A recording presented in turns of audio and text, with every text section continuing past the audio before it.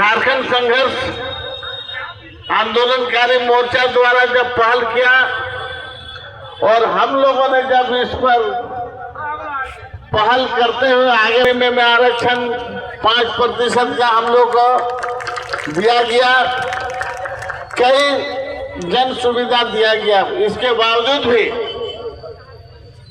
हम लोगों का काफी संख्या में मांग पत्र भी लोगों ने दिया है, हम माननीय मुख्यमंत्री तक पहुंचाएंगे और लोकतांत्रिक तरीके से हम अपने संघर्ष के माध्यम से और भी चीजें जो जेल जाने की बाध्यता, इन सब चीजों को भी समाप्त करने का पहल करेंगे।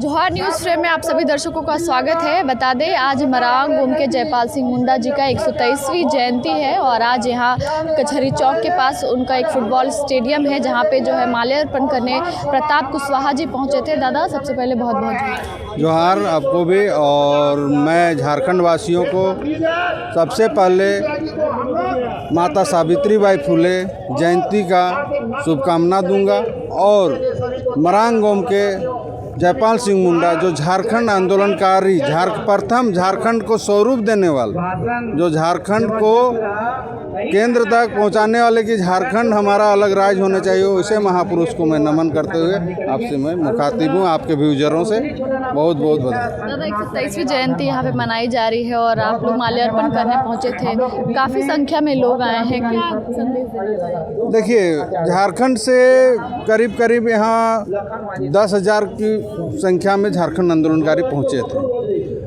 झारखंड के जो आंदोलनकारी हैं, जिनको यहाँ पर जो सुविधा मिलनी चाहिए झारखंड अलग होने के बाद, वो सुविधा नहीं मिल पाई। आज उत्तराखंड को देखिए, उत्तराखंड के आंदोलनकारियों को हर प्रकार से सुविधा है।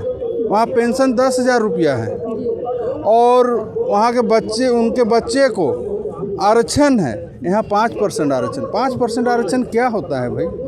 अगर आपके झारखंड आंदोलनकारी 30,000 झारखंड आंदोलनकारी हैं तो कम से कम 10% आरक्षण होना चाहिए और सभी झारखंड आंदोलनकारियों को कम से कम 10,000 रुपया पेंशन मिलना चाहिए। और मैं यही मांग करूंगा झारखंड सरकार से, कोई भी पार्टी की सरकार हो, कोई भी पार्टी। मैं भुवनेश्वर मेहता जी को भी बधाई देना चाहूँगा कि भुवनेश्वर मेहता जी थे बिहार विधानसभा में कि ये झारखंड नाम पड़ा। जो विधायक आ रही थी, बरकट्टा से विधायक थे पटना में, और विधायक के प्रारूप जो आया इन्होंने पढ़ा तो उसमें संशोधन कराया, नहीं तो ये वनांचल होता। अच्छी बात है, वनांचल के जगह झारखंड हुआ, झारखंड हमें मिला। जितना शिबू सोरेन जी का झारखंड आंदोलन में हाथ जितना बड़ा है, झारखंड अलग होने में जितना बड़ा हाथ है, उतना ही बड़ा भुवनेश्वर मेहता जी का भी हाथ है। उतना ही बड़ा हाथ आपके अजात शत्रु पूर्व प्रधानमंत्री भारत रत्न अटल बिहारी वाजपेयी जी का भी है। मैं तीनों व्यक्ति को बराबर श्रेय देना चाहूँगा और मैं कहूँगा कि अटल बिहारी वाजपेयी प्रधानमंत्री बने कि हमें झारखंड मिला, लेकिन हमने झारखंड को संवार नहीं पाया। झारखंड कभी भी, आज 25 साल उम्र हो गया झारखंड का, जवान बच्चा हो गया, लेकिन सही हाथ में इसका नेतृत्व अभी तक नहीं मिला। अगर सही हाथ में नेतृत्व मिलता तो हमारे झारखंड आंदोलनकारी आज रोड पे नहीं होते, फिर से आंदोलन की बात नहीं करते। आप 25 साल हो गए हैं तो ये कहाँ देख रहे हैं झारखंड का भविष्य? क्या अभी तक विकास नहीं हो पाया? जो योजनाएं पहुंचनी चाहिए थी वो नहीं पहुंच पाई, क्योंकि अभी पेशा लागू हो गए तो झारखंड सरकार को लोग बहुत ज़्यादा धन्यवाद दे रहे हैं कि पेशा कानून लागू हो गया। देखिए, पेशा में हम बाद में बोलेंगे। झारखंड जो है 25 साल होने के बावजूद भी सही दिशा और सही गति नहीं मिलने का कारण है कि सही हाथ में 25 साल नेतृत्व नहीं मिला।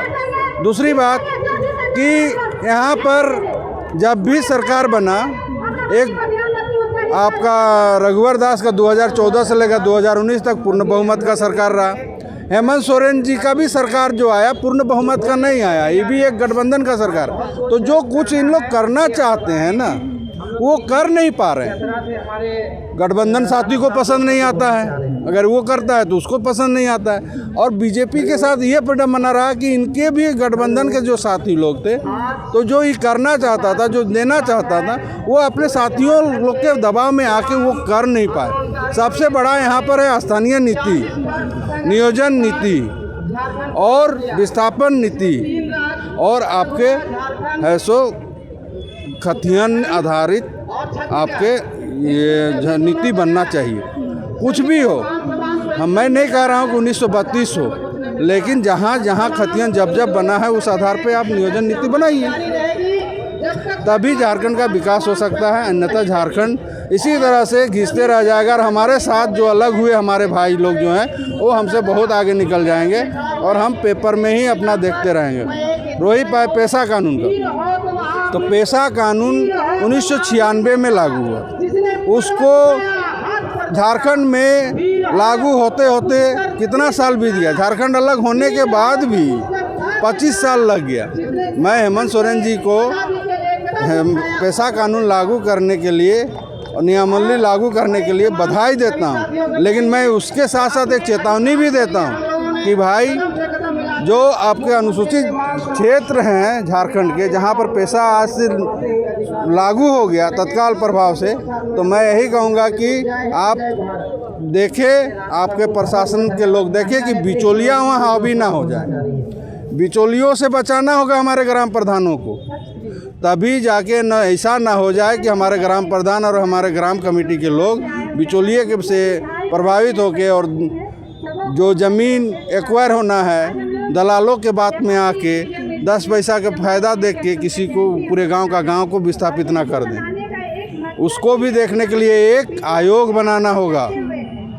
उस आयोग वो मॉनिटरिंग करेगी, तब जाके पैसा कानून सही तरह से हमारे झारखंड में चल सकता है। नहीं तो यहाँ पर बिचौलिए सरकार भी चला रहे हैं। आज के डेट में हो सकता है कि ग्राम सरकार भी बिचौलिए ही चलाएंगे, इसको देखना होगा। एक आखिरी सवाल और, आज यहाँ मरांग ओम के जयपाल सिंह मुंडा की जयंती मनाने लोग पहुँचे, तमाम आंदोलनकारी हैं, उनके लिए कुछ कभी नहीं सौंपा गया है, मतलब उनके लिए कुछ किया नहीं गया है। सिर्फ एक प्रमाण पत्र दे करके अभी से कुछ महीने पहले सिर्फ उनको सम्मानित किया गया, लेकिन उनके जीवन के लिए कुछ नहीं किया गया, उनके बच्चों के लिए कुछ नहीं किया। उनके लिए क्या होना चाहिए? इसीलिए तो मैं शुरू में ही बोला कि हर महीना हमारे झारखंड आंदोलनकारी जो पुष्कर महतो जी संघर्ष कर रहे हैं, इन्होंने कहा है कि हमारा झारखंड आंदोलनकारी लगभग 30,000 झारखंड आंदोलनकारी हैं जो इन्होंने अपना सर्टिफिकेट बना के दिया है। तो मैं कहूँगा झारखंड सरकार से, हेमंत सोरेन जी हो, इसके बाद कोई भी आए, चाहे कोई भी गया हो,